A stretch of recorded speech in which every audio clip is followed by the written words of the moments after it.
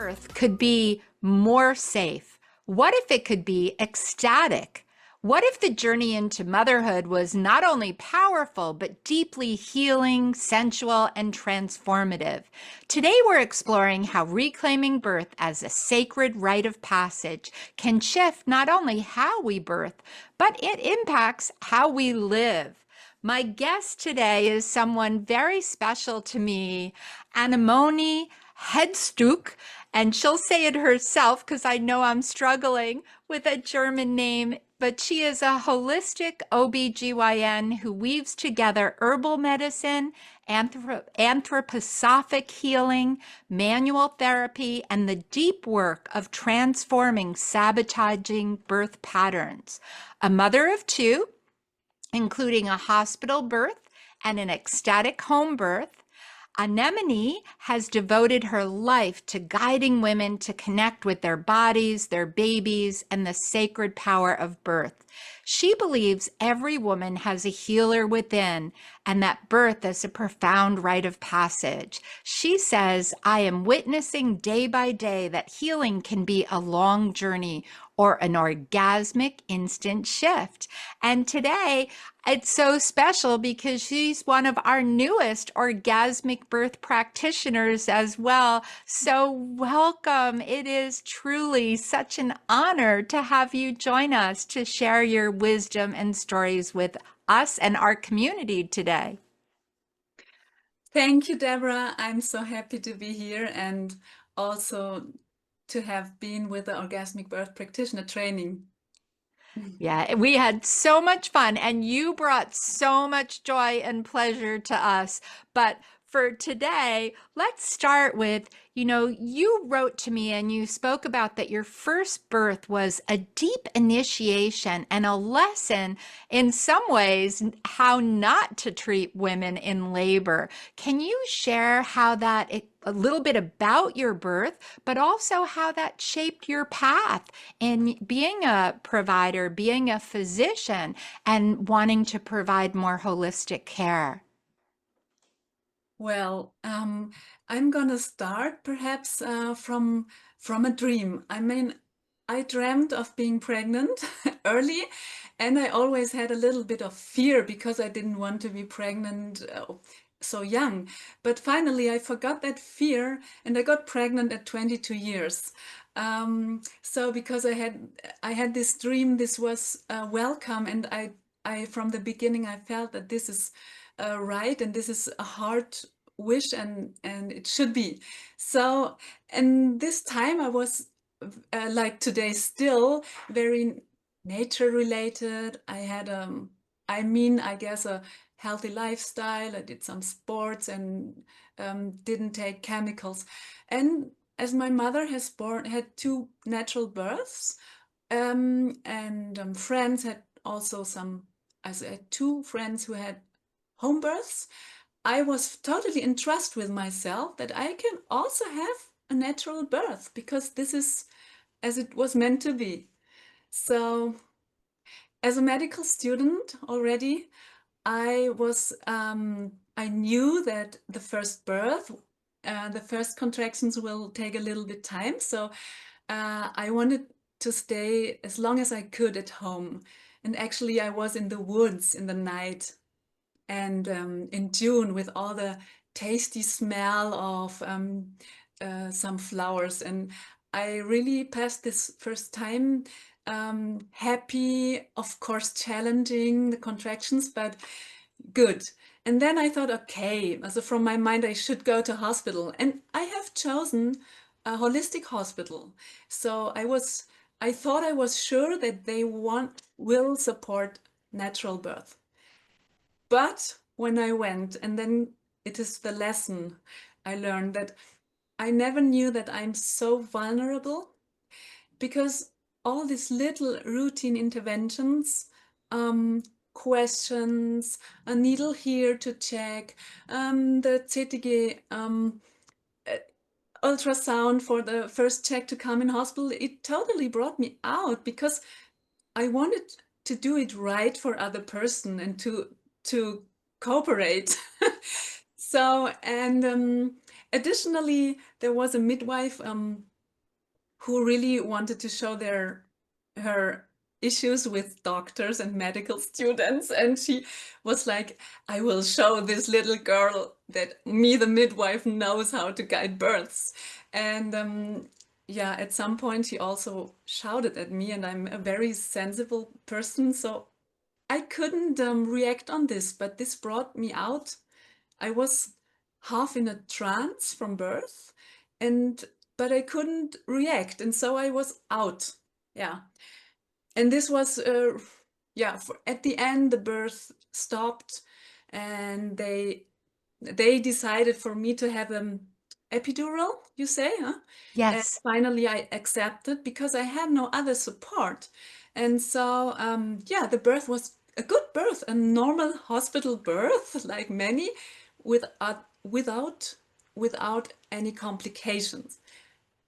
But for me, this experience was really so deeply shocking that first it broke my pride of that I believed everything would go natural, and I believe it would have happened if, yeah, if the circumstances would be different, but there wasn't, and I'm now totally okay with, because I learned so much things about.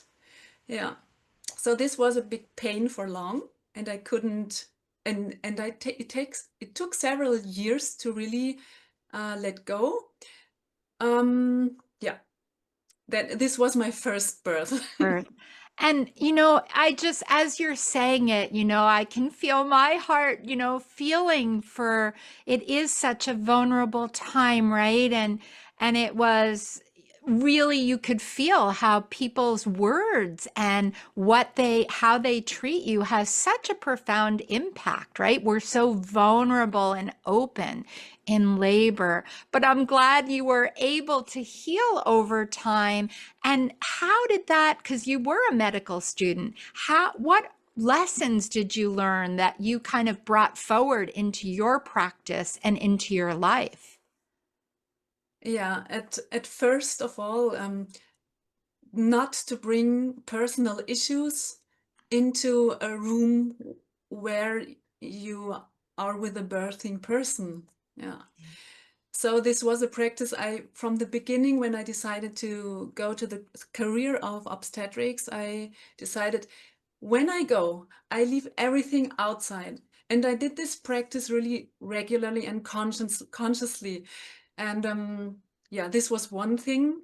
And the other thing was um, to really try to find the proper way to talk with a woman and never criticize her. Yeah, this was one. And then, of course, there are things I, as a junior doctor, do you say it like this, before Yes. specialization, I could not influence so much because we had our guidelines in hospitals.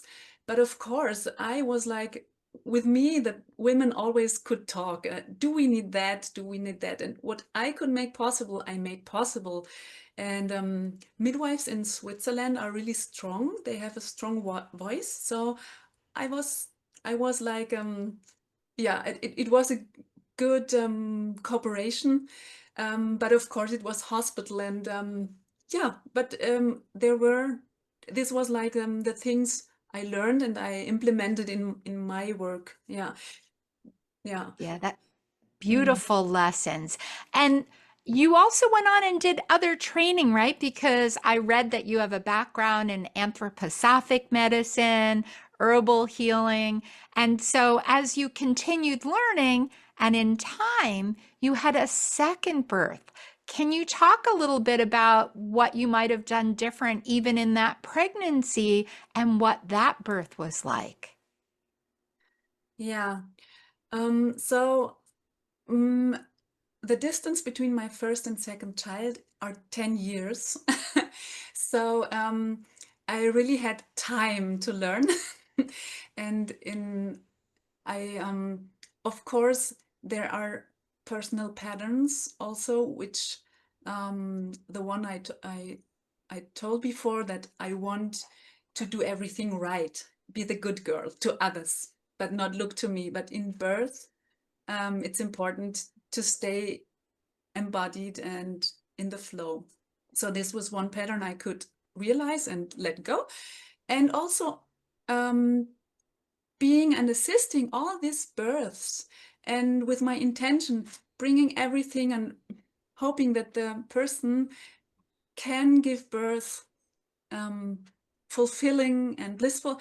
This was like a healing also for me. So I thank every woman I could assist with birth.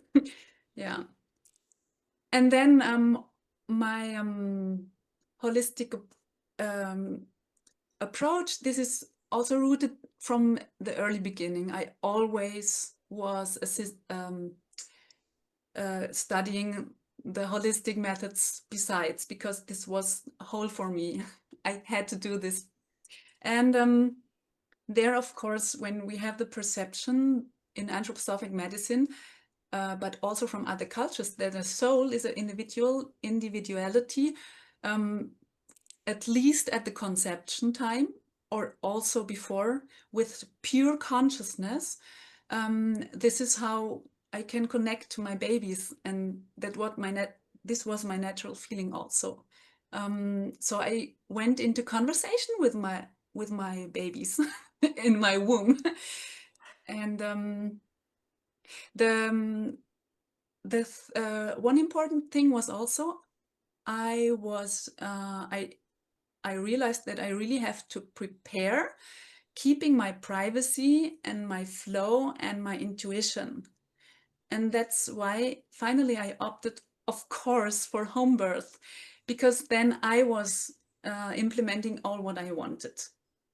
And of course, I would have done different if I would have had complications during pregnancy, but it was a healthy pregnancy and I knew I could give birth, so I decided. And this was my safe space. And as we know, people who have listened to you or similar person, they know that privacy is so important, that a protected area is so important, that we know what we need for holding our sacred space for birth. And these were all things were guiding me. Of course, a home birth. I have all safety at home. Yeah, so I planned home birth. And for eliminating the everlast sabotaging patterns, I discovered the Vladimira, just help me. I discovered Elena Vladimirova Tonetti, of course. I love her too. Elena Tonetti Vladimirova. Yeah, we can perhaps cut this out. At the end, I discovered the great work of Elena Tonetti Vladimirova with the Birth into Being program. And I also watched her video. And this showed me, like I also jump into the ice cool water and just enjoy life and don't hide me from it. And I did a program with this birth into being process to really let go my first birth. And this was a great experience. And yes, so I felt ready, and then I had a great birth. Are you curious about enhancing pleasure and easing discomfort in labor? Orgasmic Birth and Dame present the Pleasure Vibe Fin, a waterproof vibrator designed to empower your journey through pregnancy, birth, and beyond. Boost your oxytocin, ease discomfort naturally, and transform your birth into an empowered and even orgasmic experience. Plus, support postpartum healing and reconnect with your body. Are you ready to embrace the power of pleasure? Click below, learn more, and start your transformation today. So, tell us a little bit too, because now you're staying at home. So, what was that labor and birth like in your own home?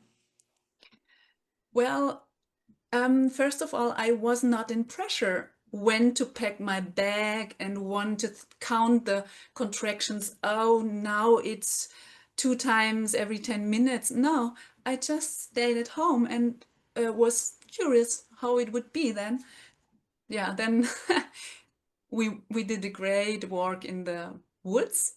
It was in May, everything green and juicy, the first flowers, a good smell, and I was like already in a trance, like a little bit, when the first contractions came, and they were very soft. I was dreaming away, and then I thought, oh, are these contractions? No, I just dream a little bit. It's okay.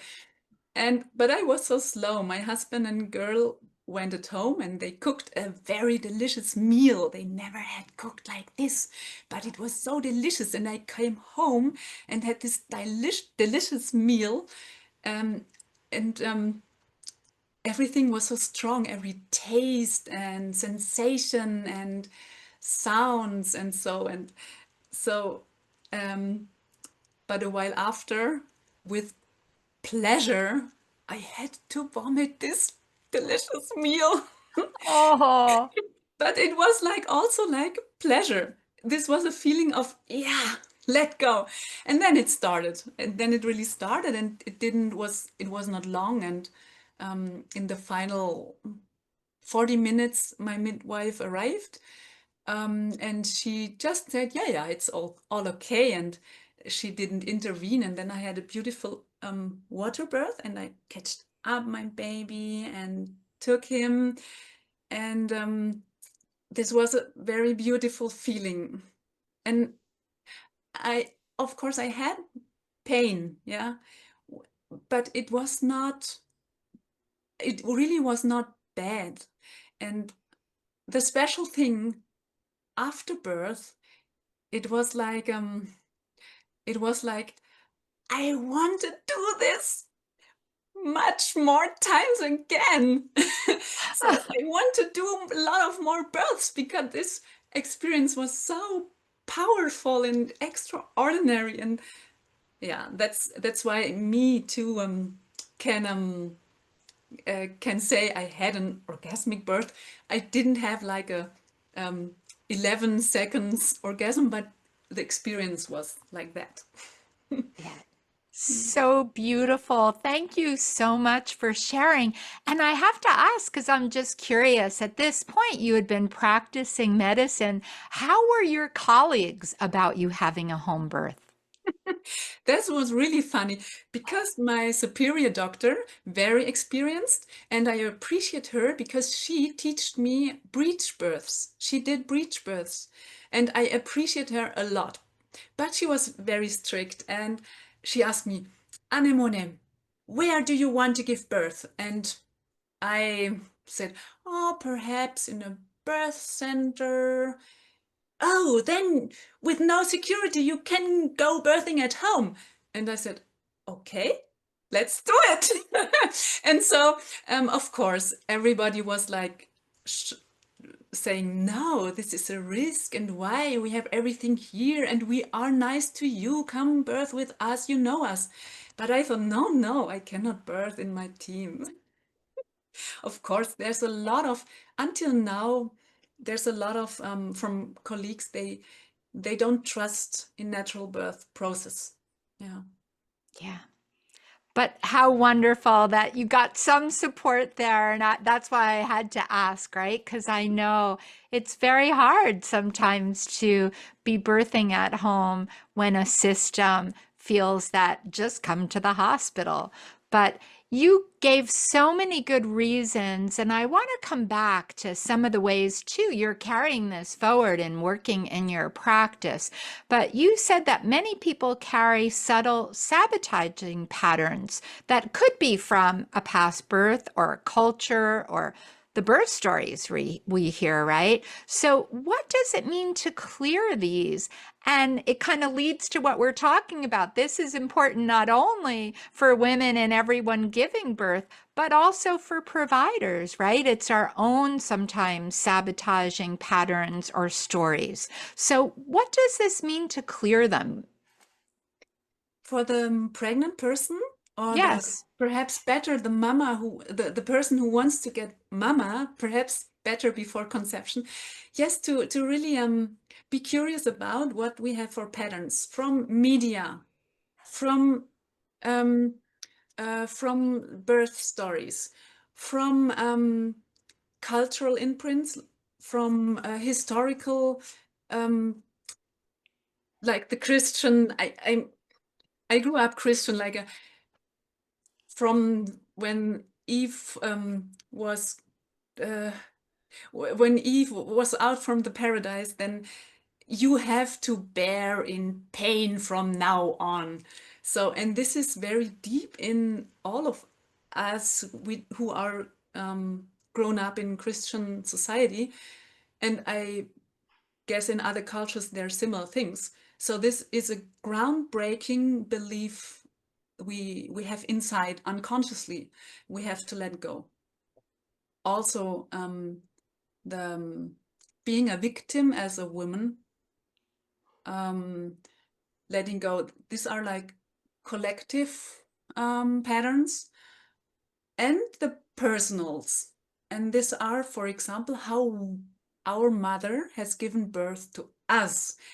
This is very, very interesting because I'm diving now in the pre and perinatal psychology and read a lot of research.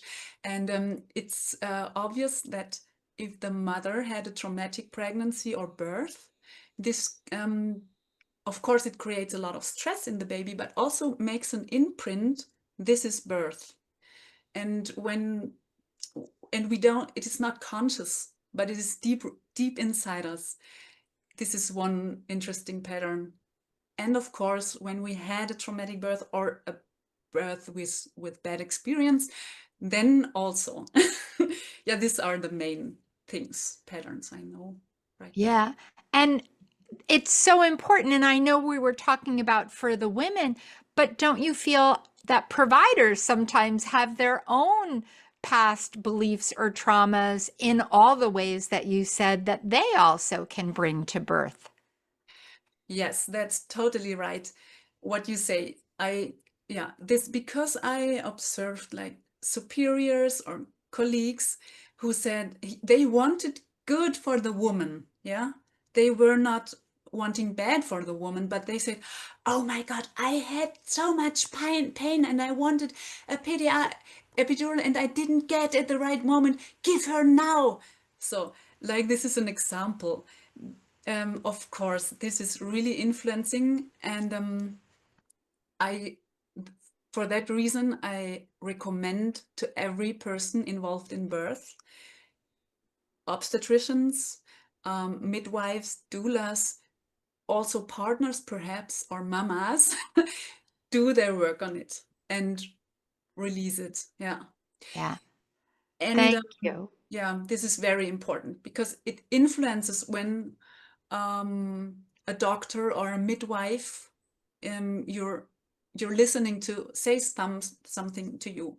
It influences a lot. Pregnant and birthing women are so open.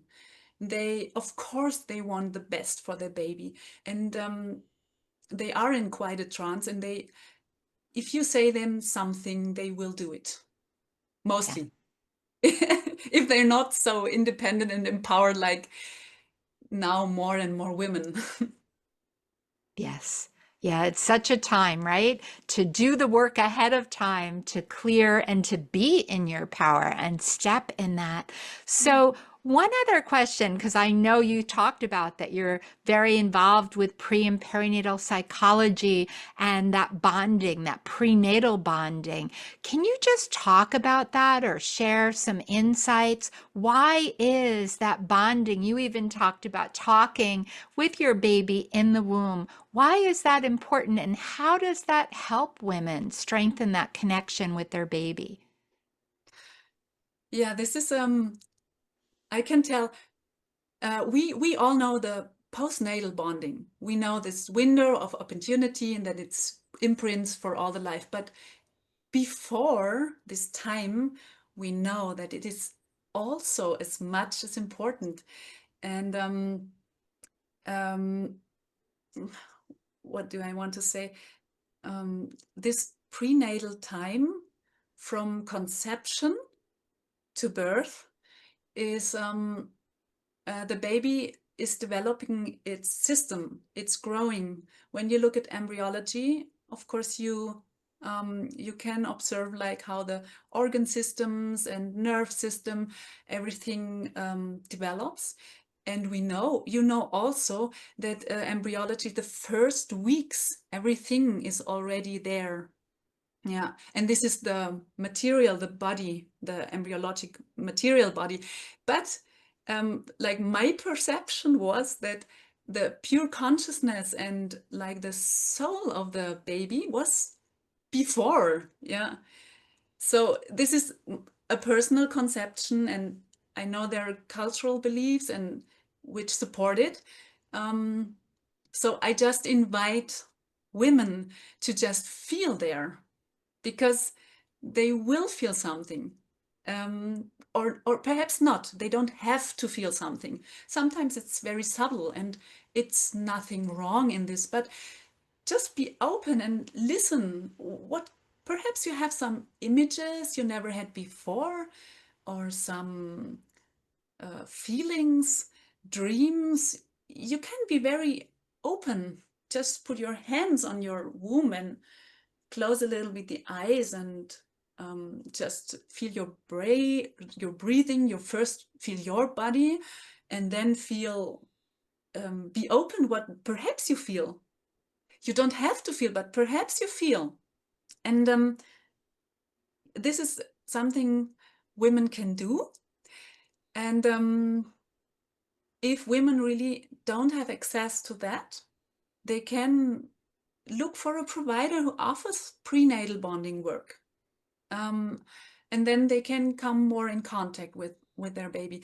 And the good thing, this is not like blah, blah, blah. This is, we have research about that this improves, this reduces birth interventions. Yeah, you have less interventions, less cesareans, less vacuums. You have more happy mamas in postpartum. You have really less postpartum depression. You have better bonding after birth. and and the birthing process is perceived a lot more like it is more integrated. And recently, I can tell you a personal thing. I had a young woman. I perhaps I don't tell everything because she will recognize, but I had a young woman, and she did prenatal bonding work with a professional, not with me, with another one. But and then after she gave birth and came to postpartum control to me, she said it was so great. She had a natural birth besides at home. And she said it was exactly the baby I was imaging. The face, the lips, the movements, and the smell. And yeah, this made me happy that, yeah, What a it deep works. connection, right? Thank you so much. Those are such beautiful words and inspiring people to do more work on developing that conscious conception, or at least deep prenatal connection and beyond. So, for someone who's listening, is there one more thing you'd like to share with them as they may be preparing for birth, maybe to let go of fear and how they can really prepare for that gentle, pleasurable birth? Mm, well, um, my vision is that every woman takes good care of herself, stays connected, and does a little bit of birth preparation, body, mind, and soul. And don't fear, it's not so difficult. Yeah. Because also this prenatal bonding and going through uh, solving the sabotaging patterns, this sounds like very big and oh, so dramatic. But no, step by step, you will feel what is the next step for you. And you don't have to be perfect at all, because we can heal every time from everything. Don't if you perhaps you're listening and you had like a very unconscious pregnancy and a really traumatic birth, and now you're worrying, oh, what have I done to my child? No, absolutely not. It's always time, and there are so many methods on the world now. You can always go the step into the healing, and healing can happen, take some journey, but it can also happen suddenly. And when you heal yourself, then you can also influence healing of your baby, your children. And I think every healing of oneself is a healing for the rest of the world. Oh, that's so beautiful. Oh, I hope everyone that's listening, you might even want to replay that. We'll have to pull that even as a quote. So, such a beautiful way to end. And I know that so many people, I know if I were pregnant, I'd want to come and find you to be my provider. But I know that people can also reach out to you in other ways. Can you share a bit of where you're located, what services you offer, and how people can find you? Well, at the moment, I work in an anthroposophic holistic hospital in Switzerland, close to Basel. The name is Klinik Arlesheim, and there I have a consultory. Yeah, you can come. It's a little bit far, and but at the moment, and perhaps in the time you're watching the video, I have an official program for online consultations. I already do, but only few. But I learned that this is also a good way. So you can look, you can Google my name. Yeah, you will find me. I will not hide my name because I stand behind all what I do. Or my webpage is bewusst schwanger. It's a German word for conscious pregnant, and with a minus in between. Then you will find me, yeah, but also always complete with my name. Then you will find me, and in Instagram, it's Anemone Strich Hyphen? Gaia Strich Flow. Anemone Gaia Flow. So yeah, you're invited. Oh, thank you, Anemone. Oh, I have to tell you, one day I really do want to come visit you and see your beautiful, clinic and the services you offer. And for everyone listening, those links, if you're like me, trying to say, how do you spell all that? Those links are below in the show notes. So whether you're listening or watching, just look into the notes and definitely click over. Thank you so much for sharing your own stories, but so much wisdom. And I just have to say, all the people that are getting your care are truly blessed to have your wisdom and support to guide them. So thank you so much. Thank you so much for your compliments. And I guess I'm not the only person, because I met so many wonderful women here. And yeah, I just do what I can in my surroundings because it's my passion, really. Well, we hear that passion. That's what makes it so special. So thank you. And to all our listeners, I just have to say, if you're inspired by today's conversation and you are interested, we invite you to join our Orgasmic Birth Practitioner Program, a global community of birth professionals expanding their practice with tools for healing, sensuality, and honoring the sacred sexuality of childbirth and beyond. Together, we explore how to create safe, orgasmic, and transformative birth experiences that honor mother, baby, partner, and family. So whether you're a doctor, a midwife, a doula, a therapist, or a healer, our program will deepen your practice and expand the way you support birth as a rite of passage. So look in the show notes for that link and join our waiting list for the next time we offer the program. Instagram. We also invite you to please like and rate our podcast. The more ratings and testimonials we get, the more people we reach. So if you're enjoying our Orgasmic Birth podcast, help us to share it by giving us a rating and a review.